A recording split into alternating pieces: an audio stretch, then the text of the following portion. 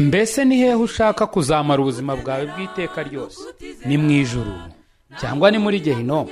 Tega amatwi ijambo ry'Imana ugezwaho n'umukozi w'Imana Pasiteri Urugero Sadock, kuva ku wa mbere kugeza ku wa gatandatu, kuva saa 11:45 za mu gitondo. Ni wowe Yesu yashenjaguriwe, niyaza kuba ari wowe munyabyaha gusuhari, ntibyari kubuza Yesu kuza hano kugufa. Reka mbasuhuze kandi mbifurize ikaze muri uyu mwanya mwiza, umwanya tugiye kuganira ku ijambo ry'Imana, kandi mbinginge duce bugufi dusenga Imana mbere yuko dukomeza gahunda zacu. Mana nziza, turagushimye kandi turaguhimbaje, tugushimiye neza yawe n'urukundo rwawe, tugushimiye ko utwemereye tukaba tugeze kuri uyu mwanya duhumeka turi bazima, kandi tukaba tugiriwe ubuntu bwo kugira ngo tube tugiye kumva ijambo ryawe. Ndakwinginze rero ngo ubane natwe, utugirire neza, yaba jyewe uri hano ndetse n'abari hirya no hino bateze amatwi. Ndakwinginze ngo uyu mwanya utubere uw'umugisha, utubere uwo kunguka byinshi byahindura ubuzima bwacu, by'umwihariko mu buryo bw'umwuka, tukagendana nawe neza tukunezeza. Urakoze rero kuri mwiza, ngaho igaragaze mu izina rya Yesu nimwe dusabye twizeye, amen. Reka nongere mbahe ikaze, kandi mbabwire ko n'ubundi tutari buze kujya kure y'icyanditswe turimo kurebaho muri iyi minsi. Yakobo igice cya mbere umurongo waho wa 2, uwa 3 ndetse n'uwa 4. Bibiliya irambwira ngo, bene data mwemere ko ari iby'ibyishimo rwose nimugubwa gitumo n'ibibagerageza bitari bimwe, mumenye yuko kugeragezwa ko kwizera kwanyu gutera kwihangana, ariko mureke kwihangana gusohoze umurimo wako, mubone gutungana rwose mushyitse mutabuzeho na gatoya. Ubushize twarimo tuganira ku mugabo witwa Yobu, tureba ibyamubayeho, ariko kandi tunareba aho yari ahagaze hagati mu mayira abiri. Yobu akaza gutera intambwe ikomeye cyane, akagumya kwizera Imana.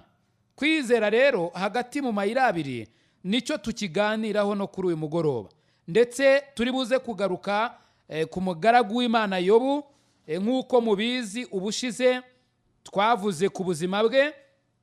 Bibiliya itwemeza neza ko yari umukiranutsi, yari umuntu utunganye mu migendere ye, ndetse Bibiliya itubwira yuko Yobu nta muntu wari umeze nkawe mubo mu gihe cye, mu bijyanye no gutunganira Imana, mu bijyanye no kuba umwizerwa ku Mana. Hanyuma tuza kubona ko igihe cyageze, Imana uwo yemeraga ko ari umukiranutsi, uwo yemeraga yuko nta mukristo wari uri umeze nkawe, Imana yemera yuko ageragezwa.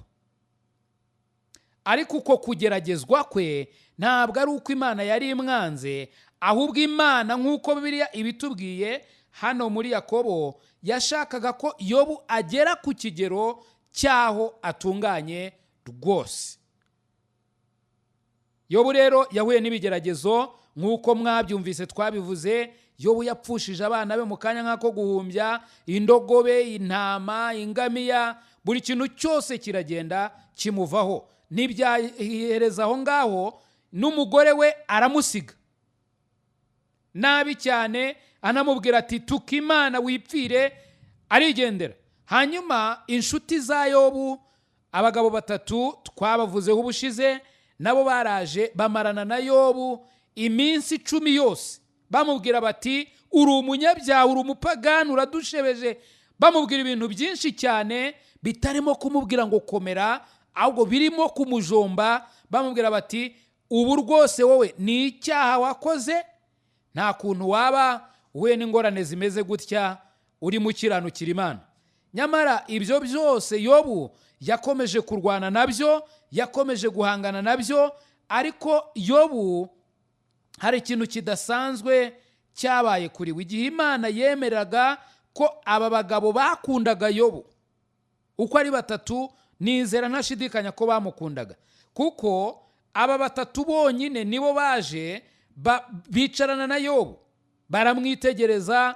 Nubwo bamuvuzeho ibi ngibi, si uko bari bamwanze, ahubwo Imana yarabakoresheje kugira ngo Yobu atwikwe n'ibigeragezo, bimwotse, bimubabure, bimutunganye neza, bimucanire, asohokemo ameze nka zahabu, nk'uko Yobu yaje kubivuga mu buhamya bwe muri iki gitabo cya Yobu. N'ubundi rero Imana ishobora gukoresha uwo ari we wese, cyangwa ikintu icyo ari cyo cyose, cyangwa situwasiyo iyo ari yo yose, kugira ngo ifashe umukristo wayo cyangwa umwizera gukura mu kwizera. Uramenye rero, ntukijujute cyangwa ngo utuke Imana igihe ibyo bibaye. Jya ubibona nk'amahirwe yo gukura mu kwizera.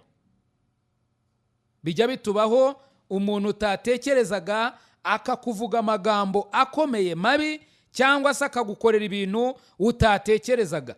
Ndakwinginze uramenye, ntuzigere witera cyangwa se wibuza ayo mahirwe yo gutera indi ntambwe mu kwizera. Hari igihe Imana iba ishaka yuko utera intambwe mu kwizera, ugakura mu kwizera. Imana rero idufashe kugira ngo tubashe kugera kuri icyo kigero, kuko ntabwo ari ibya kamere yacu y'umubiri ko twihangana igihe dutereranwe n'inshuti, igihe tuvuzwe nabi n'inshuti, igihe abakadufashije ari bo barimo kutugerageza. Yobu rero ibi byose bimaze kumwikubitaho, abuze byose, ndetse n'inshuti ze zitamwizeye, umugore we yaramutaye, Yobu yarushijeho kugira inyota yo kubona Imana. Ndagira ngo dufungure Bibiliya zacu mu gitabo cya Yobu igice cya 23. Yobu yarushijeho gushaka Imana. Ibigeragezo yahuye nabyo ni igitangaza. Ntabwo byamuteye kwigera yanga Imana, atuka Imana, ahubwo byamuteye gushaka Imana kurutaho. Ari nacyo cyari gikwiriye ku mukristo uwo ari we wese w'ukuri. Twari dukwiriye guterwa n'ibitugerageza n'ibituremerera kurushaho gushaka Imana. Yobu 23 by'umwihariko turebye hano, ushobora gusoma igice cyose, ariko kubw'impamvu z'igihe ntabwo turi bugisome cyose. Gusa Yobu hano ku murongo, reka mpere kuwa mbere, haravuga ngo maze Yobu arasubiza ati, na n'ubu kuganya kwanjye kumeze nk'ubugome, imikoba nkubitwa isumba umuniho wanjye, iyaba narinze aho nyibona, ndetse ngo nshyikire intebe yayo, nayitangirira urubanza rwanjye rwose, akanwa kanjye nkakuzuzamo amagambo yo kwiburanira, nkamenya amagambo yansubiza, kandi nkumva icyo yambwira. Mbese yankangaza imbaraga zayo nyinshi? Oya, ahubwo yanyitaho. Aho niho umukiranutsi yaburanira nayo, incira urubanza ikansindishiriza iteka ryose.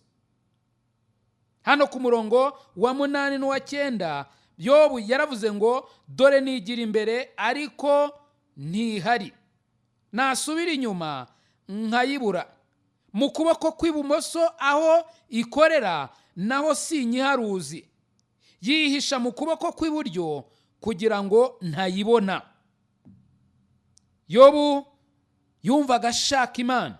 Yobu yumvaga ashaka kuganira nayo, yumvaga ashaka kuyibona, yumvaga yifuza kugira icyo yayibaza. Mu yandi magambo, Yobu nta muntu n'umwe yashakaga gushinja ibibazo bye, nta n'umuntu n'umwe yabonaga nk'isoko y'ibibazo yari ari kunyuramo. Ntiyavugaga ko hari abamuteye umwaku, ntiyavugaga ko hari ibintu yarenze, oya, ahubwo Yobu yumvaga ashaka kubona Imana, yumvaga ashaka kuganira nayo, yumvaga ashaka kugira icyo yayibaza. Ahari wenda ushobora kuvuga uti ariko se Yobu koko ubu yumvaga akwiriye guhagarara imbere y'Imana akashinga urubanza nayo? Yewe nanjye sinzi ko ahangaha yari ari mu kuri, ariko nubwo yari mu ntege nke, nizera ntashidikanya ko kwizera kwa Yobu kwari guhagaze. Bibiliya iratubwira hano ku murongo wa 10 ngo ariko izi nzira nyuramo. Mu yandi magambo, Yobu yari ari guhamya neza yuko nubwo atayibona, azi neza ko imubona, azi neza ko iz'ubuzima ari kunyuramo. Yobu ntabwo yashidikanyaga ubushobozi bwayo, ntiyashidikanyaga imbaraga zayo, ntiyashidikanyaga ubumana bw'Imana. Yizeraga rwose ko Imana izi neza ibigeragezo arimwo kunyuramo. Kandi Yobu iyo urebye neza mu gice cya 31 by'umwihariko uhereye ku murongo waho wa mbere ukageza ku murongo waho wa 6, tubona neza ko Yobu yemeraga no kugeragezwa. Iki ni ikintu cy'ingenzi cyane. Yobu yemeraga kugeragezwa, yemeraga gupimwa, kuko yumvaga nawe byaba binakwiriye ko Imana imugenzura ikamenya uko ahagaze. Yobu 31 uhereye ku murongo waho wa mbere, Yobu avuga aya magambo ngo nasezeranye n'amaso yanjye, none se nabashane kwifuza umukobwa? Iki Imana itanga kivuye mu ijuru ni iki? Kandi ishobora byose itanga murage ki uva hejuru mu ijuru? Mbese kurimbuka siko kugenerwa umunyabyaha, ibyago bigategekerwa inkozi z'ibibi? Imana niyitegereza inzira zanjye ikabara intambwe zanjye zose. Niba naragendeye mu binyoma, ikirenge cyanjye kikihutira kuriganya, henga mpimirwe ku minzani ireshya, kugira ngo Imana imenye gutungana kwanjye. Niba intambwe zanjye zarateshutse inzira, umutima wanjye ukayobezwa n'iby'amaso yanjye areba, kandi niba inenge yarometse ku biganza byanjye, ndakabiba basarure hasarura undi. Ni ukuri imyaka yo mu murima wanjye irakarandurwa. Mwene magambo icyo yari ari kuvuga ati reka rwose Imana ingerageze, niba narakiraniwe ibyago birakambaho, ariko niba narakiraniwe Imana impime ibone ko gukiranuka kwanjye gushyitse. Yobu yumvaga nta kintu yishinja, Yobu yumvaga no gupimwa nta kintu bimutwaye, byararyanaga. Yobu ntabwo yari yishimiye ko uburibwe bumubaho, ntabwo yari anejejwe nuko yabuze buri kintu cyose, ariko kandi Yobu yumvaga no gupimwa nta kintu bimutwaye. Yobu rero amaze kuvuga aya magambo yose, amaze kuvuga ukuntu nta kintu yishinja, iyo turebye ikiganiro yari yagiranye na za nshuti ze 3, cyari ikiganiro kirekire cyane, ikiganiro cyamaze iminsi 10 yose. Sinzi niba izi nshuti ze zaranyuzagamo bagashaka icyo kurya, ntago mbizi, ariko mu minsi 10 bari barimo bamushyushya, bari barimo bamutwika n'amagambo aremereye cyane, bamushinja ko yakoze icyaha adakwiriye kwigera avuga ko Imana iri kumusukaho ibyo bigeragezo kandi ari umukiranutsi. Rero ahangaha ku gice cya 32 muri iki gitabo cya Yobu, tubona ngo umusore witwa Elihu, uyu ngo yari umusore ukiri mutoya, kuko aba 3 bandi baramurutaga. Ariko igitangaje nuko uyu musore nawe yari ahari, ngo yari yabateze amatwi kuva batangira kubwira Yobu, bamuteze amatwi nawe akababwira, nabo bakamubwira, hanyuma bageze aho babura ikintu bavuga, ngo baraceceka. Bacecetse, uyu Elihu nibwo yababazwaga cyane n'ukuntu ngo batabonye icyo bamubwira, kandi nanone ngo ababazwa cyane n'ukuntu Yobu yabaye mu magambo yavuze nk'ushatse kugaragaza ko gukiranuka kwe kuruta ukw'Imana. Igihe yavugaga ati jyewe nashinga urubanza nkaburana nayo nkareba ikintu imbwira, ni nkaho yavugaga ati gukiranuka kwanjye kuraruta ukw'Imana, kandi avuga ko gukiranuka kwe nta n'icyo kumaze. Mwene magambo, gutunganira Imana kubera umubabaro yanyuzemo n'ibiki byose, yavuze yuko nta kintu bimumariye. Hanyuma kuko turi kwihuta, iyo urebye mu gice cya 38 muri iki gitabo, tubona noneho Yobu yarageze ahantu agiye kubonana n'Imana. Inshuti zari zirangije kuvuga, zari zirangije kumuhana, nawe ubwe yari amaze kwinyuramo, amaze kwigenzura, amaze kwisuzuma. Nk'uko twabivuze, Yobu agenda arushaho kumva akwiriye kubonana n'Imana. Mu gice cya 38 muri iki gitabo, noneho Imana igihe cyayo kigeze ivugana na Yobu. Kandi iyo urebye mu gice cya 38, icya 39 n'icya 40 yewe na 41, tubona neza ukuntu Imana yafashije Yobu kuyimenya mu buryo burushijeho. Imana yabwiye Yobu, iramwisobanurira, imubwira imbaraga zayo, imubwira ubushobozi bwayo, imubwira imirimo yayo itangaje. Yobu arushaho kumenya Imana. Reka nkubwire nshuti yanjye, igihe urimo unyura mu bigeragezo, wari ukwiriye gushaka Imana, wari ukwiriye kwegera hafi y'Imana, kuko Imana nikwegera, nuyegera ni lazima izakwegera, ni isezerano ryayo. Kandi nuyegera niko uzarushaho kumenya Imana, kandi no gukiranuka kwawe kuzarushaho kugenda gurushaho gusa n'ukwa Kristo. Yobu rero hano muri iki gice cya 38, Imana itangira kumubaza ibibazo by'ubwenge buhanitse burenze twebwe abantu. Imana imubaza ibibazo ariko birimwo ibisubizo, birimwo no kumwibwira. Ntabwo twasoma aya magambo ngo tuyarangize, ariko hari bimwe mu bibazo Imana yamubajije nshaka ko tureba. Imana yaramubajije iti,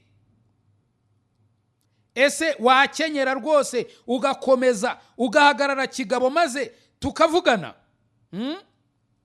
Igihe nashingaga imfatiro z'isi wari he? Niba uzi ubwenge bivuge. Ninde washyizeho urugero rwayo niba umuzi? Cyangwa se ninde wayigeresheje umugozi? Imfatiro zayo zashinzwe kuki?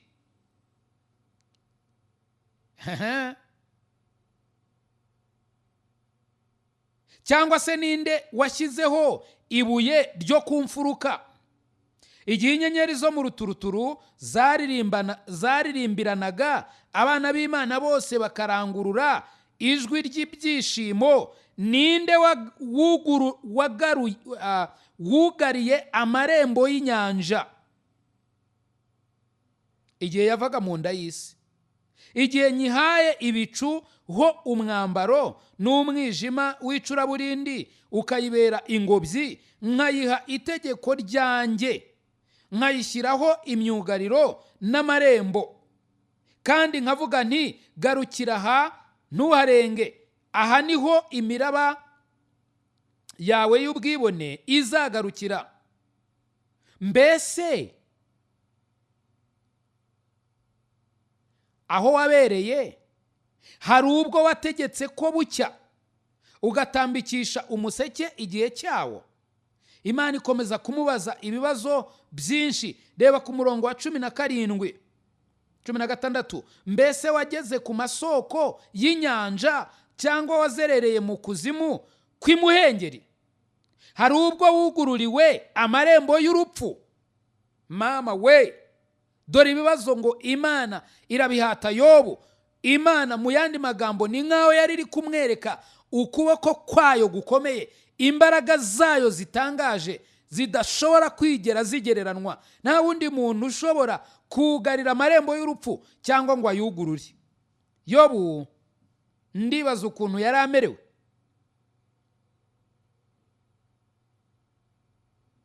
Ariko Yobu nanone wibuke ko yarageze ahantu heza, yarageze ahantu ahura n'Imana, yarageze ahantu avugana n'Imana, yarageze ahantu agomba gutunganirizwa rwose. Ibibazo nk'ibi byari bikenewe ku mugaragu w'Imana nka Yobu.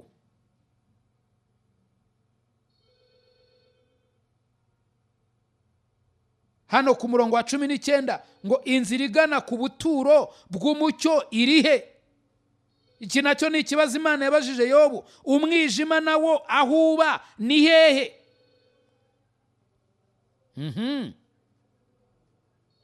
Wasoma ibintu byinshi cyane. Umurongo wa 24, umucyo wagiye unyuze mu yihe nzira? Umucyo wagiye unyuze mu yihe nzira? Umuyaga w'iburasirazuba usandaye ku isi ugana he?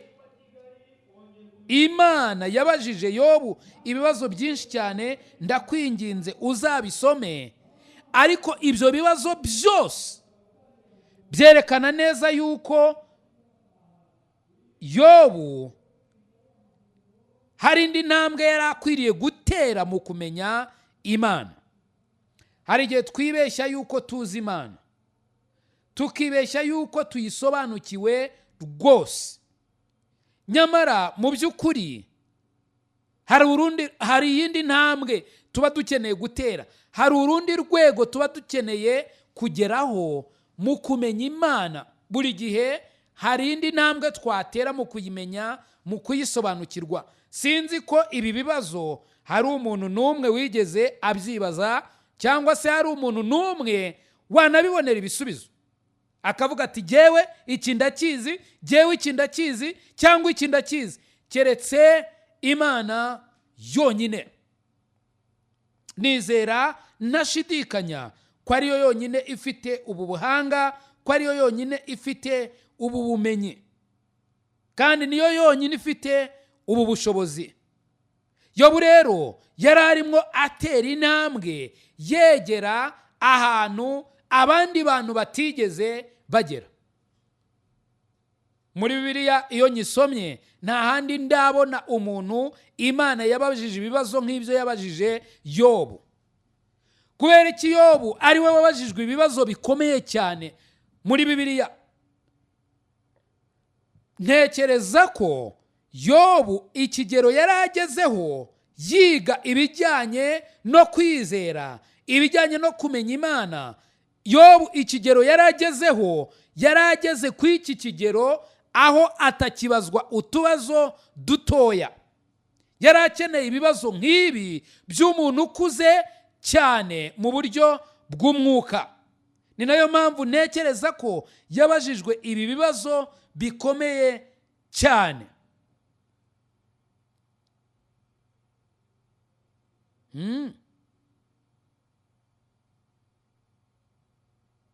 Niyo mpamvu yabajijwe ibibazo. Sinzi neza, ariko nusoma muri iki gitabo uzasanga ko ibi bibazo Imana yabajije Yobu byamukujije cyane mu kwizera, byamuteye kubona Imana mu bundi buryo, kandi Yobu byamugejeje ku kigero cyaho yihana. Hano ku gice cya 42 ndagira ngo turebe neza amagambo Yobu ubwe yavuze amaze kumva ibintu byose Imana yamubwiye. Yobu yaribuze, maze Yobu asubiza Uwiteka ati, nzi yuko ushobora byose kandi nta kibasha kurogoya imigambi yawe. Yobu wari urimo avuga yuko ashobora guhagarara agahangana n'Imana akayibaza ibibazo. Aciye bugufi ati, Uwiteka rero nzi yuko ushobora byose. Ninde se wamenya aho ubika umuyaga? Nawe, keretse wowe. Ninde se wamenya urufatiro rw'isi aho rushinze? Nawe, keretse wowe. Donc Yobu yarebye ibintu byose Imana imubwiye, arangije aho Imana icyubahiro, aravuga ati Mana ushoboye byose, ni wowe uri hejuru ya byose, ni wowe uzi byose, ni wowe ushoboye byose, ni wowe utegeka byose, ni wowe ubigenga. Yobu aha Imana icyubahiro cyayo, aravuga ati nzi yuko ushobora byose kandi nta wubasha kurogoya imigambi yawe.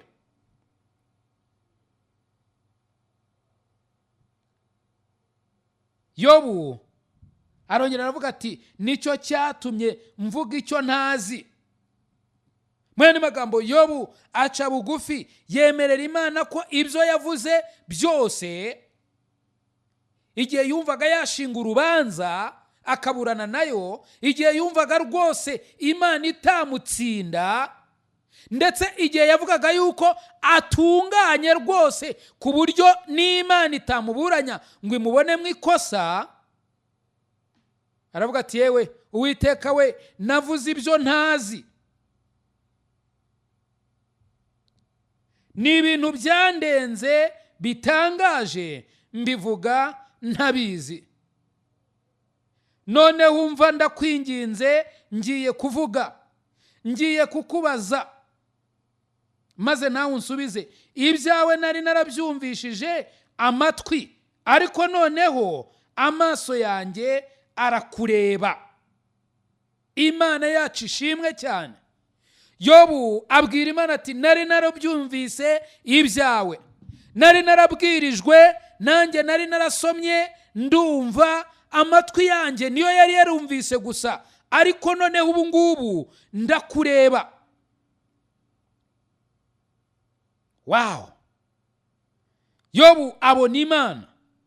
Yobu amenya Imana mu buryo bwegeye imbere, mu buryo buruta ubwo yari atuwe ayizimo. Umurongo waho wa 6 haravuga ngo nicyo kinteye kwizinukwa, nkaba nihannye, nigaragura mu mukungugu no mu ivu.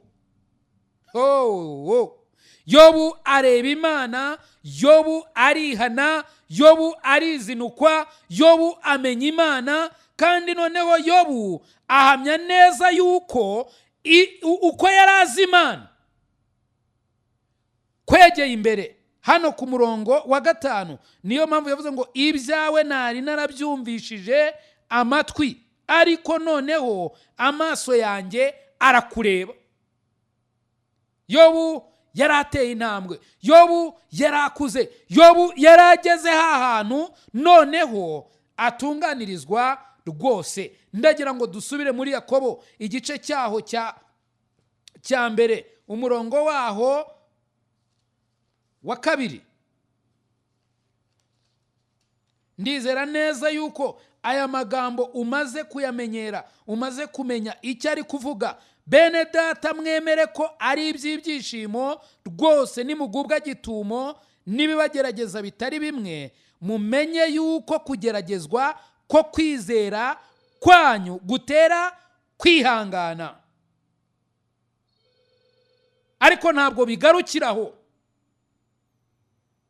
ahubwo dukwiye kureka kwihangana kugasohoza umurimo wako. Aho ngaho nibwo umukristo abona uko atungana rwose, akaba ashyitse atabuzeho akantu na gatoya. Mu yandi magambo, Yobu yari azi Imana, Yobu yari yarabonye Imana, yari yarayitambiye ibitambo, yari yaragendanye nayo igihe kirekire, ndetse Imana nayo yari imuzi. Yari izi ko ari umugabo utunganye, yari izi ko ari umugabo uyizera, yari izi ko Yobu nta wundi umeze nkawe.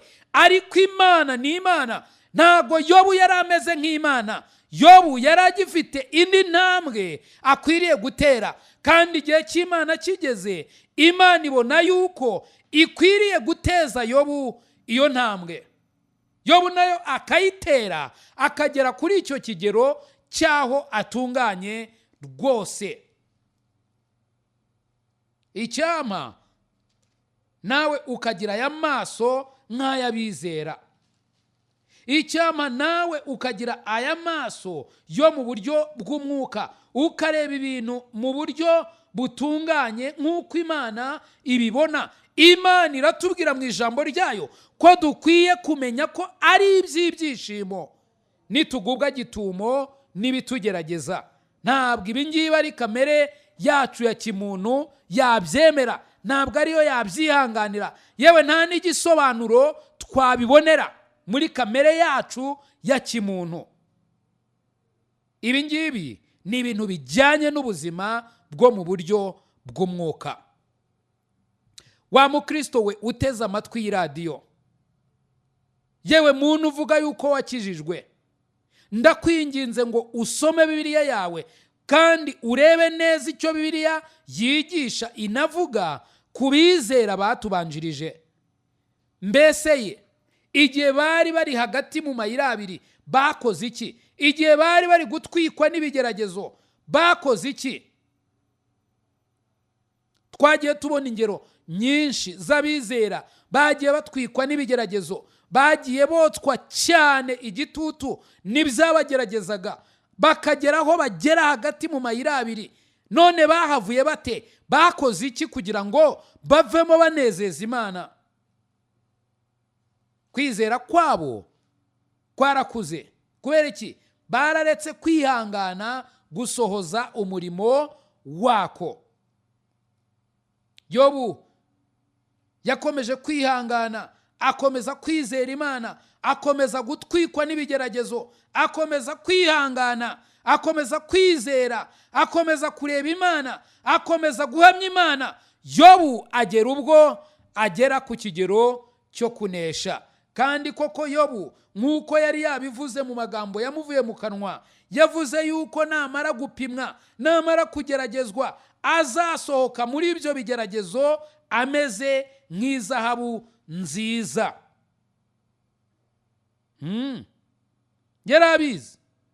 Yarabizi ko kugeragezwa atari ikintu kibi, yarabizi ko gupimwa atari ikintu kibi, yarabizi ko ari ikintu cy'ingirakamaro. Ni nayo mpamvu yaretse kwihangana kwe gusohoza umurimo wako, maze agera aho atunganirizwa rwose. Iyo turebye muri iki gice n'ubundi aho twasomaga Yobu igice cya 42, urebye munsi yaho n'amagambo abantu benshi aka kanya bashobora kuvuga ati noneho haleluya, Imana ishimwe, noneho aratsinze. Kandi koko nibyo, Yobu yaje gutsinda urugamba. Yobu Imana imuha umugisha. Yobu agarurirwa ibyo yari yarambuwe cyangwa se ibyo yari yabuze, byaba ubutunzi, byaba abagaragu, byaba ndetse n'abana. Imana irongera irabimugarurira. Ariko Yobu, ikintu cyantangaje nuko Yobu ibi byose atari byo yahaga agaciro cyane.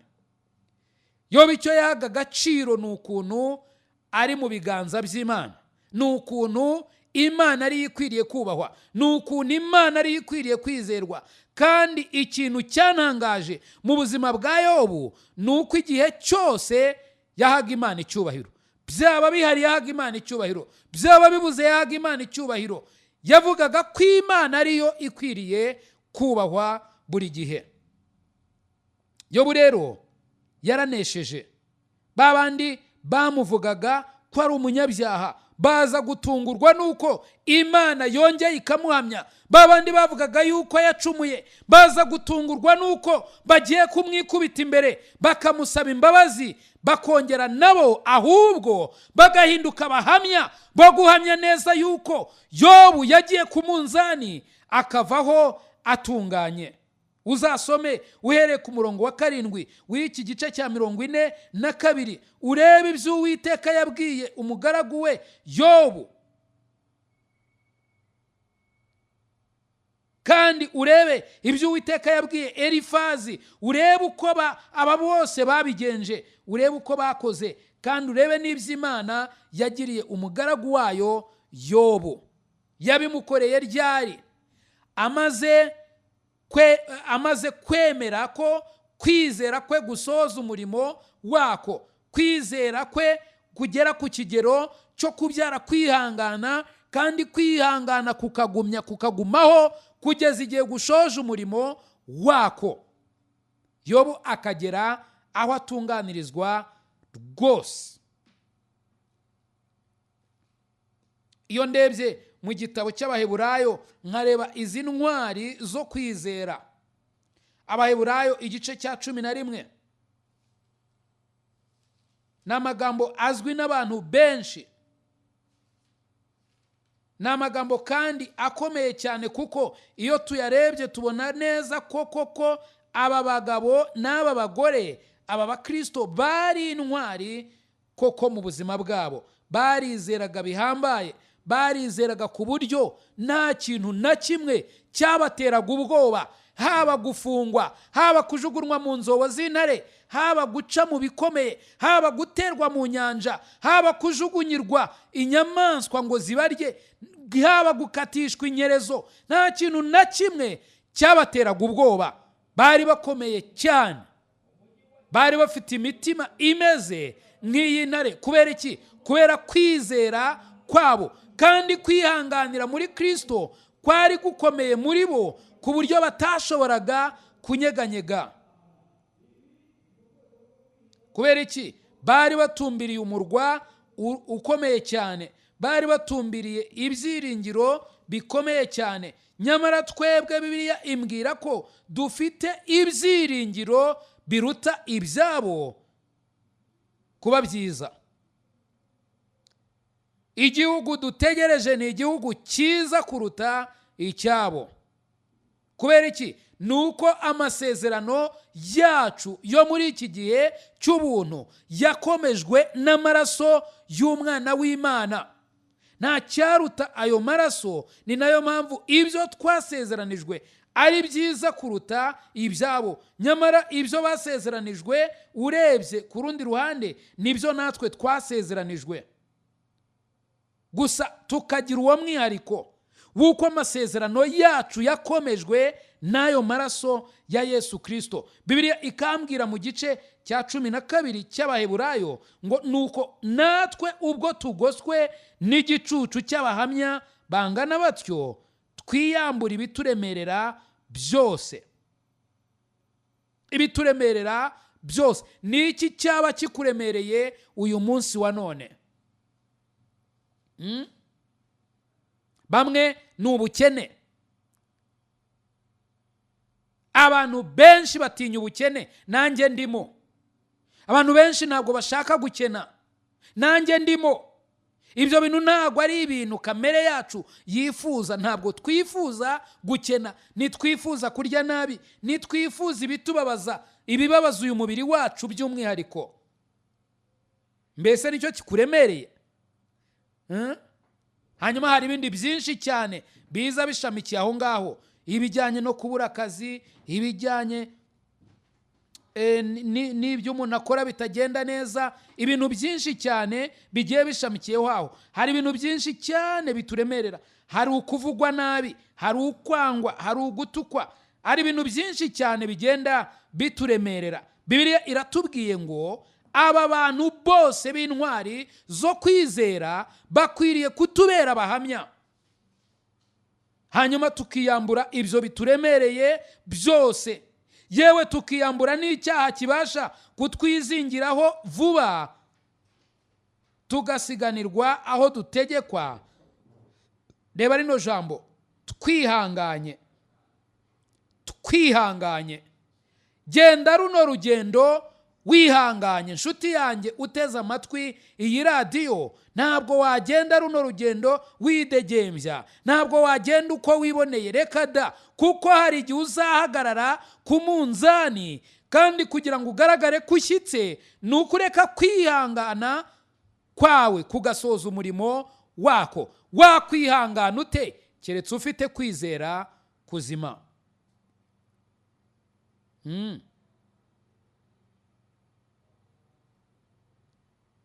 Dutumbira Yesu wenyine ari we banze ryo kwizera kandi ari we ugusohoza rwose. Yihanganiye umusaraba kubw'ibyishimo byamushyizwe imbere, niyita ku isoni zawo, yicara iburyo bw'intebe y'Imana.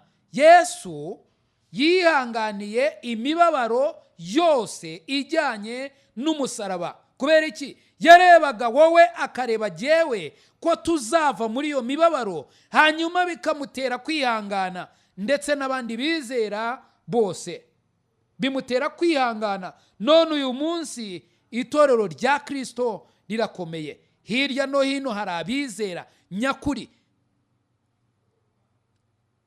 bizera umwami wacu Yesu Kristo, ukwizera kutajegajega kandi gufite ibyiringiro. Icyama kuri uyu mugoroba nawe ukamenya neza yuko ibigeragezo atari ikintu kibi, ibigeragezo atari ikintu ukwiriye gushinja Satani gusa ngo uvuge ngo ni ikigeragezo mu izina rya Yesu, toka Satani. Oya, menya yuko hari ibigeragezo uzanyuramo nk'umukristo, byashushanwa n'umunzani, byashushanwa n'ibipimisho byo gupima kwizera kwawe, kugira ngo ukure, utere intambwe, ugere ku kindi kigero. Ibuka neza amagambo twasomye muri Yakobo igice cya mbere umurongo waho wa 2. Wari ukwiye kubibona nk'iby'ibyishimo igihe ibikugerageza bikuguye gitumo.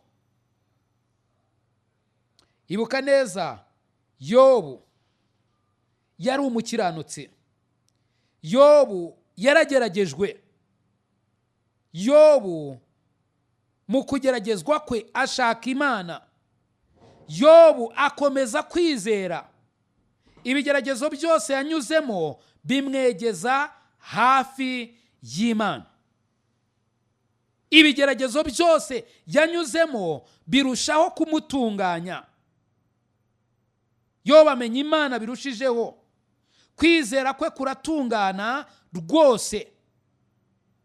Yobu ava ku kigero yari ariho mu gukiranukira Imana, agera ku yindi ntambwe aho yaratunganye rwose ku buryo ataburagaho na gatoya. Reka nkwibarize kino kibazo: mbese ni ikihe kigeragezo kindi wumva cyashoboraga guhangayikisha Yobu kikamuhungabanya? Ese uratekereza ko ubukene bwashoboraga kumukanga? Uratekereza ko ukuvugwa nabi byashoboraga kumukanga?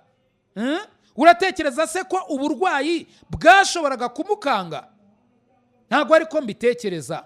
Byose Yobu yabinyuzemo, yarazi neza uko bimera. Imana yacu idufashe, kandi Imana yacu itugirire neza, iduhe kwihangana, kandi kwihangana kwacu gusoza umurimo wako. Gusa ikibazo kimwe ni iki ngiki: mu minsi ishize twavuze ku kwizera guhesha agakiza no kwizera kubeshaho umukristo. Ndacyakubaza iki kibazo: mbese koko ufite kwizera nyako guhesha agakiza? Kuko udafite kwizera guhesha agakiza, nuko kwizera kubeshaho umukristo ntabwo ushobora kwigera ukugira. Ni nayo mpamvu benshi atari na ngombwa ko ibigeragezo byirirwa bimugeraho, wiyamenye ko bizanaza gusa abayigendeye, ababihunze. Icyo ni ikimenyetso cyerekana ko uwo muntu adafite kwizera kuzima. Mana, icyama ukadufasha twese abateze amatwi iyi radiyo, tukagira uku kwizera kuzima, kwizera kumeze nk'ukwa Yobu, kwizera kubyara kwihangana, kandi uko kwihangana kugasohoza umurimo wako, maze abizera tugatunganwa rwose.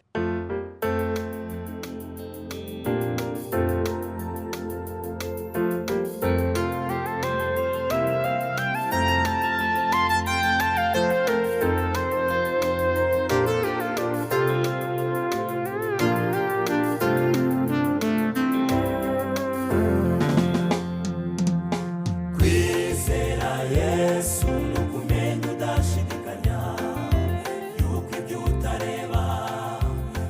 byose ari by'ukuri kuko wizeye umugabo w'umunyamaboko byose arabihindura bibe bishya.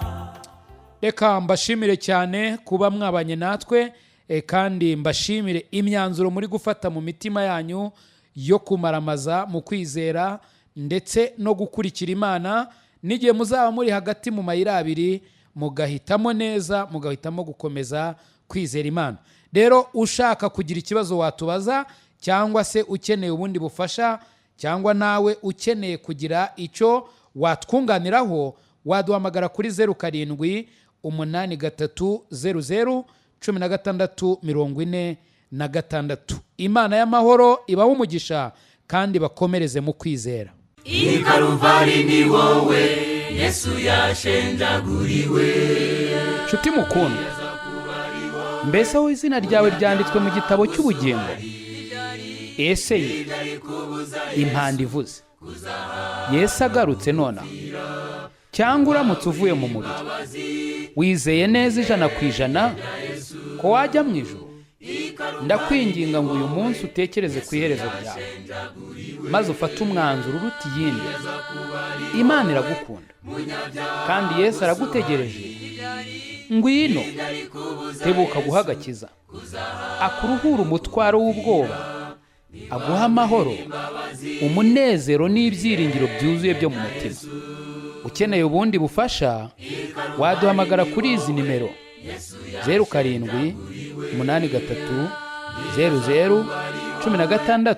0783001646.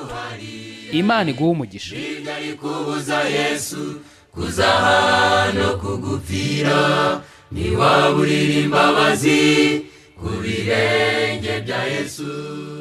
Niwaburira imbabazi ku birenge bya Yesu.